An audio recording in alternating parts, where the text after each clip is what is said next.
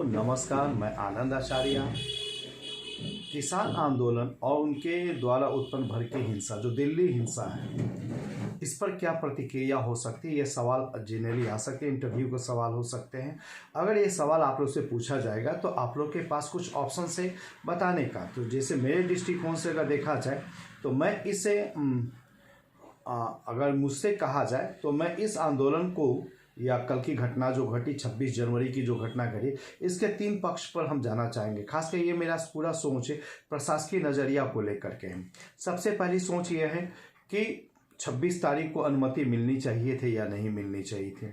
दूसरी चीज़ है कि अनुमति मिलने के बाद जो गतिविधि घटना हो रही थी उस समय क्या करनी थी, और इसके बाद का पहलू होता घटना जब हो चुकी है अब क्या किया जा सकता। तो 3 इसके प्रमुख पक्ष हैं। तो पहला पक्ष की ओर हम लोग चर्चा करेंगे, क्योंकि भारत एक लोकतांत्रिक देश है, अपनी बातों को रखने का, लोकतांत्रिक तरीके से व्यक्त करने का सबको अधिकार है। लेकिन यहाँ बार बार सुप्रीम कोर्ट का भी कमेंट आता है कि आप अपनी बातों को जरूर रख सकते हैं, लेकिन राष्ट्रीय एकता, अखंडता और सुरक्षा को कहीं भी बाधित नहीं कर सकते। इसलिए मेरा अपना मानना है कि 26 जनवरी को जो अनुमति दी गई ट्रैक्टर रैली की, वो अनुमति बिल्कुल ही नहीं दिया जाना चाहिए, क्योंकि भारत का 3 प्रमुख जो छुट्टियां या 2 प्रमुख जो राष्ट्रीय पर्व हैं उसमें एक प्रमुख है 26 जनवरी का गणतंत्र दिवस। तो गणतंत्र दिवस के अवसर पर निश्चित तौर पर उन्हें नहीं दी जानी चाहिए थी।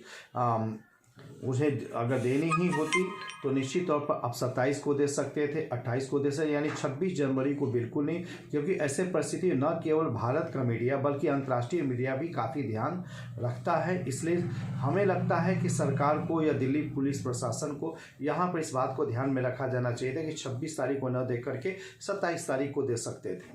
पहली बात।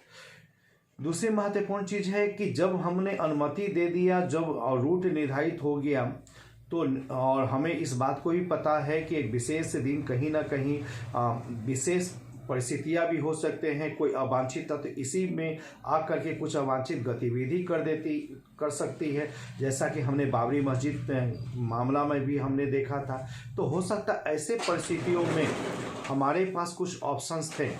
वो ऑप्शंस ये थे कि हम एक्स्ट्रा पुलिस हम लोग व्यवस्था करते, रास्ते पर बैरिकेडिंग ज़्यादा करते, और अश्रु गैस, पानी की बौछार, तेज़ गति पर नियंत्रण, डाइवर्ट रूट से ये पैरामिलिट्री फोर्स, इसको रोकने का प्रयास करते, क्योंकि ये राष्ट्रीय स्वाभिमान और सुरक्षा दोनों का मुद्दा था। तो यहाँ पर इस बात को देखा जाना चाहिए। इसके बाद है प्रमुख नेता जो उनके नेतृत्व करने वाले थे, उनको अपने नियंत्रण में लेकर अपनी बात को कंट्रोल करना, क्योंकि भीड़ का ना अक्ल होता है ना शक्ल होता। भीड़ कभी भी अनियंत्रित हो सकती, कोई भी उसका आ सकता है, कोई अवांछित तत्व भी आ सकते। तो ऐसे चीज़ों को लेकर के यहाँ पर किया जाना चाहिए था, जो कहीं ना कहीं एक चूक मिली।